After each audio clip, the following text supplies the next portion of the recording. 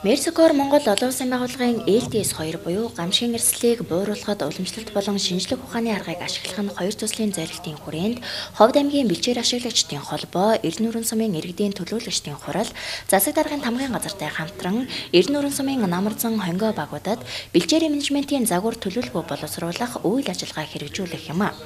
Иймээс Ховд аймгийн Эрдэнэ нуурын сумын бэлчээрийн менежментийн төлөвлөгөө боловсруулахад хамтран ажиллах түншлэгчдийн мэдээллийг сонсож, хамтран ажиллагчдын уялдаа холбоог хангах, хэрэгжүүлэх ажлыг тодорхой болгох зорилгоор ажлын хэсгүүдийн анхны уулзалтыг тус суманд зохион байгууллаа. Уулзалтанд Мексикоор олон улсын байгууллагын LTS-2 буюу гамшигын эрсдлийг бууруулахад уламжлалт болон шинжлэх ухааны аргыг ашиглах нь хоёр төслийн менежер Инг Туяа, Эрдэнэ нуурын сумын засаг дарга Цэрэн тогтоох, иргэдийн төлөөлөгчдийн хурлын нарийн бичгийн дарга Отхон Баатар, Мексикоор олон улсын байгууллагын орон нутгийн зөвлөх Ахай, аймгийн бэлчээр ашиглагчдын холбооны тэргүүн Отхон Баяр, Мексикорын баруун бүсийн зохицуулагч Батсүх, Эрдэнэ нуурын сумын засаг даргын тамгын газрын мэргэжилтнүүд, багийн иргэдийн нийтийн хурлын дарга, багийн засаг дарга, аймгийн газрын алба, хүнс хөдөө аж ахуйн газар, Ховд их сургууль, Алдаан эцэд төрийн бус байгууллага, Эрдэнэ нуурын сумын малчдын төлөөлөл гэсэн нийт 93 хүн оролцлоо. Мексикоор Монгол олон улсын байгууллага 2015 оноос хойш гамшигын эрсдлийг бууруулахад уламжлалт болон шинжлэх ухааны аргыг ашиглах нь гэдэг төслийг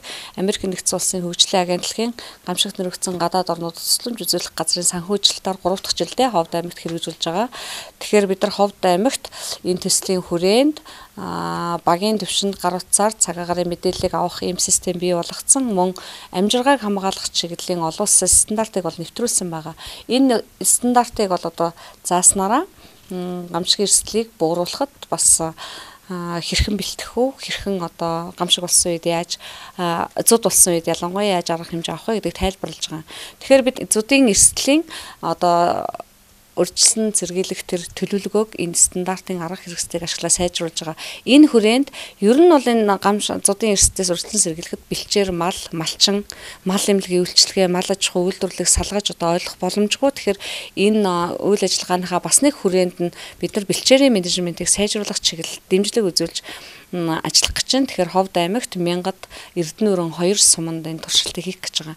Тэгэхээр Эрдэнэ нуурын бөгөөд 1000-д энэ 2 суманд нэгэнд нь орон нутгийн зөвлөхөр уламжлалт аргаар бэлчээрийн менежментийг яаж сайжруулж болох вэ гэсэн туршилтыг хийх гэдэг нь 1000-д сумд болохоор илүү судалгааны чиглэлийн орчин үеийн аргыг ололтыг энэ бэлчээрийг одоо яаж даацын хэтэрсэн өгөөг мэдхүүч гэдэг юм ургамалжлалтын төрөл зүйл нь ямар байна гэдэг. Ямар ч сан 2 суманд бид нар уламжлалт болоод шинжлэх ухааны аргуудыг ашиглаад бэлчээрийн менежментийг сайжруулах чиглэлийн туршилтын төслийг эхлүүлж байгаа. Тэгэхээр өнөөдөр бид нар Эрдэнэ нуурын суманд энэ бэлчээрийн менежментийг сайжруулах чиглэлийн бүх оролцогч талуудыг оролцуулаад тэнд нь төрийн бус байгууллага тэгээ малчтын төлөөлөл бүгд орж байгаа. Жишээ нь аймагаас бол аймгийн хөдөө аж ахуйн газар, цагуур орчин шинжилгээний газар, онцгой байдлын газар гэд тэгээ багшийн дээдийн багш нар тэгээ орон нутгийн зөвлөхүүдгээс сумын одоо бүх хүмүүс нийтдээ нэг 77 хүн энэ эхлэлийн уулзалтанд оролцож байгаа. Тэгэхээр эхлэлийн уулзалтандаа бид нар энэ чиглэл бэлчээрийн менежментийг сайжруулах чиглэлийн туршилт хийх гэж байгаа бүх оролцогчдод оролцуулж байна.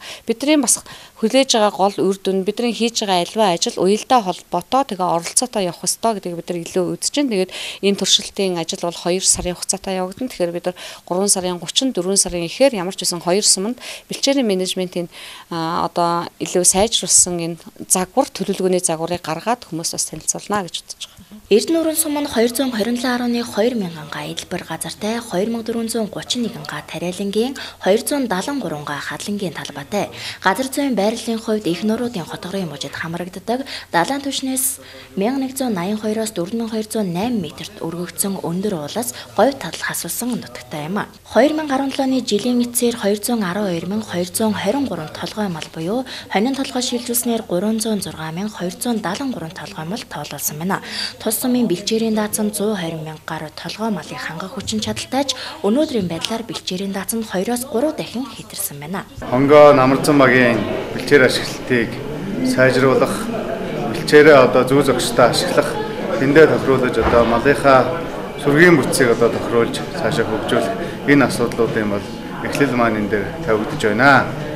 За хоёр дахь асуудал бол манай Баян Хуйлгийн аймгийн Толов сум, Эрдэнэ нуурын сумын Хонгой баг Намарзан багийн хувьд бол бас хөлийн одоо бэлчээр ашиглалтын холбоо, бэлчээрийн ашиглалттай холбоотой маргаан бас гардаг. Энэ тал дээр бас бид цаашаа улам одоо зохицож ажиллах энэ боломж одоо бүрдэж гэнэ гэж ингэж үзэж байгаа. Өнөөдөртөө бол бас энэ төслийн уулзалтанд баг төсвөрөөс бол хорин малчин маань ирж энд дуу хоолойгоо нэгтгэж энэ бэлчээр ашиглалтыгаа яаж сайжруулах вэ гэдэг асуудлаа бол бас тодорхойлохоор хамтран ажиллаж байна.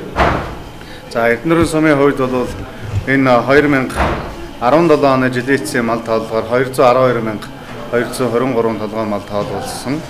За нийт одоо малаа хонь толгой шилжүүл 300,000 гаруй мал хонь толгой мал хөвөлжиж байна.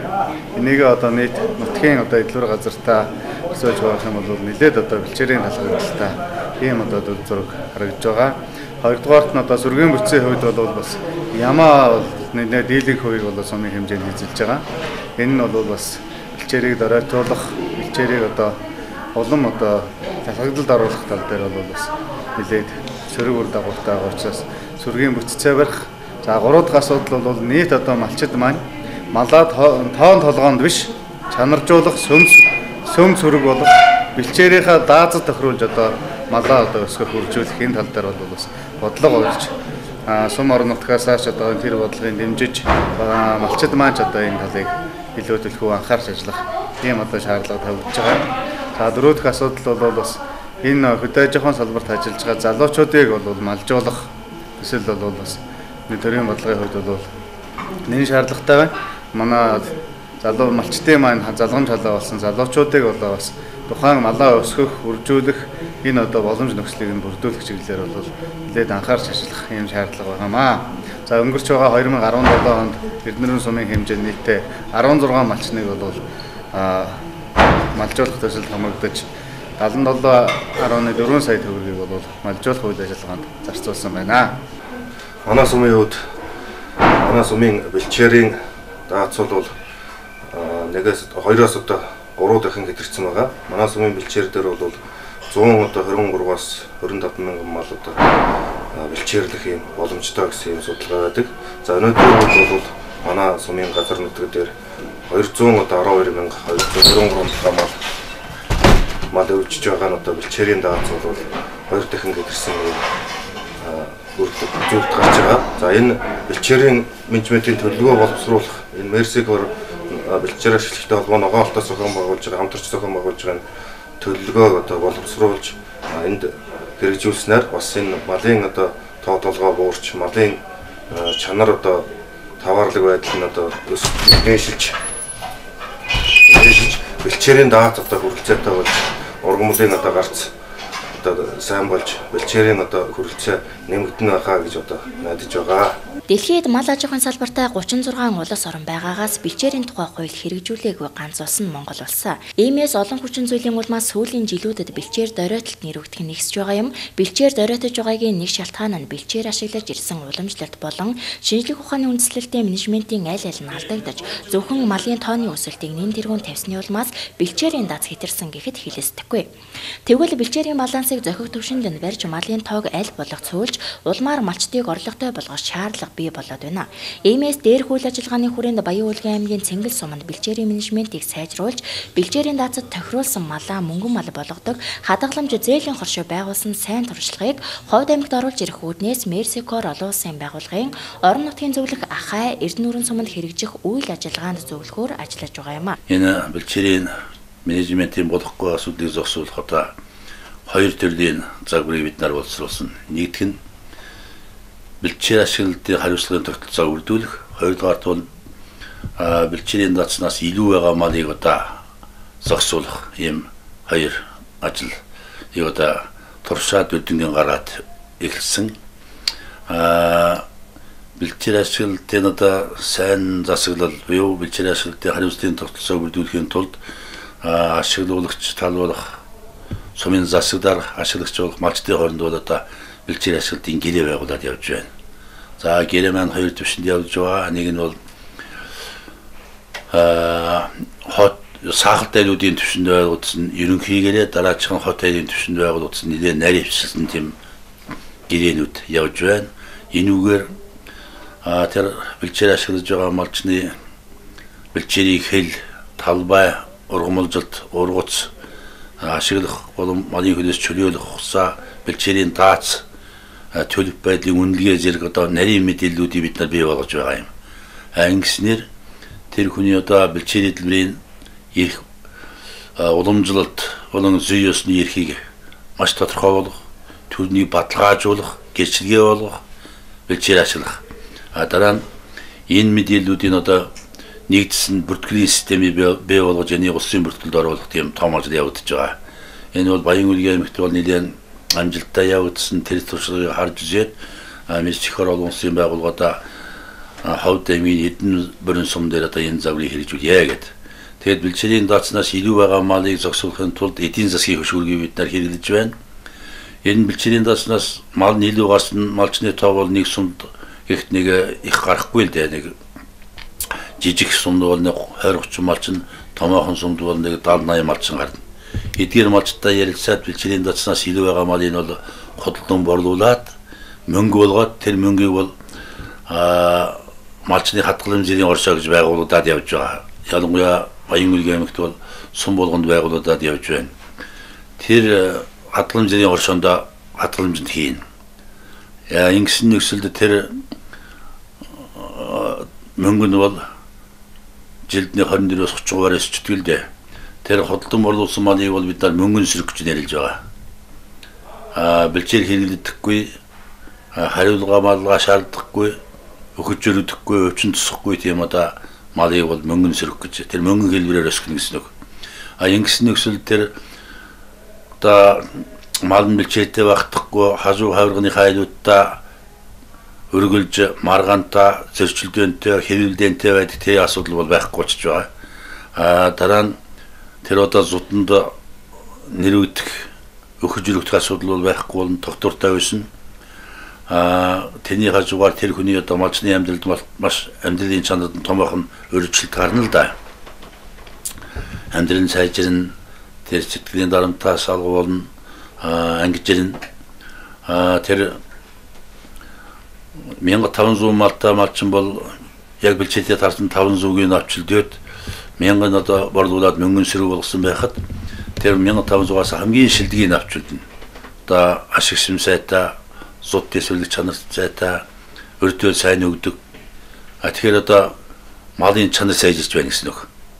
Үйлдвэр ухсаалаг болж чанарын сайжирна. Нөгөө мөнгөн сөрөг нь бол тогтвортой өсдөг учраас энэ бол малчны орлого бол өмнөхөөс нэмэгдээд явчихж байгаа юм. Энэ нөхцөлд бол жинхэнэ одоо орчин үеийн малчны загвар бий болно гэсэн үг. Хотондоо бол яг бэлчээртэй тарсан чанарлах үйлдвэр усаалах сайхан малтай тэгээ хадгаламжинд давал хоримтлал дааны 20-30 сая төгрөгтэй малчин бол зуд даван туулга даасан зогсох чадах нь өөрийнх нь чадах нь их нэмэгддэг байхгүй юу. Тийм малчин бол энэ зуданд мал өгөхгүй. Одоо төрөөс ямар тусламж ирэх бол гэж хүний гар харж суухгүй. Өөрийнхөө бэлтгэлийг бол маш сайхан бэлтгээд базаагаад ямар ч одоо зуд ирэхэд бол тэнийг давантуулаад явцдаг тийм юутай болно гэсэн үг. Малын тоо толгой нэмэгдсэний улмаас бэлчээр дориотон малын өвс тижэл хомсдож байгаа нь мал малчдад хүндээр тусч байна. Хамгийн наад захын жишээ гэхэд малчид бэлчээрийн бүс нутгаа өөр хоорондоо булаацалдах. Үүнээс болж хүч төрсөн үйлдэл гардгийгч тус сумын малчид энэ үеэр хэлж байлаа.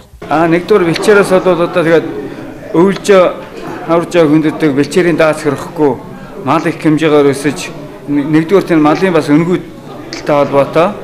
Хоёрдугаар болохоор энэ мал ихээр өсөхгүй бол бас амьдрал хахад нэг өрсөхгүй ийм тал тэгээд төрөлцөх юм бол яадаг малын жоохон төрөхгүй ийм бодлоос болж ирнэ.